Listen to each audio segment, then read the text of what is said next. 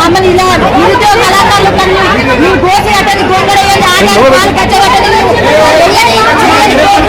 లేదు సార్. ప్రతి ప్రోగ్రామ్ చేసి ఊరు ఊరు తిరిగి మా గోడని మా గోసలు చెప్పుకుంటే మా నిరుద్యోగ కళాకారులకు ఇవ్వాలా ఇలాంటి పరిస్థితి ఎదురైంది సార్. మీడియా వాళ్ళు మరి మీరు మీడియా ద్వారా ఈ ప్రపంచానికి తెలియపరచాలని మన నిరుద్యోగం మేము కూడా నిరుద్యోగ కళాకారులు ఉన్నాము. అసలైన కళాకారులు ఆ రోజు సారథిలో జాబ్లు ఇచ్చిండ్రు.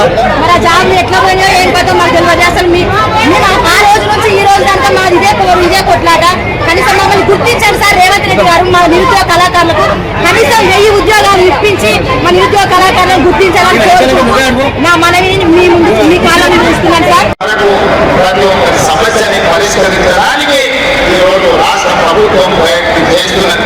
అందుకే ఆనాడు ధనిక రాష్ట్రంగా చంద్రశేఖరరావు గారికి అప్పచెప్పినాం. ఈరోజు దివాను తీసిన రాష్ట్రంగా మా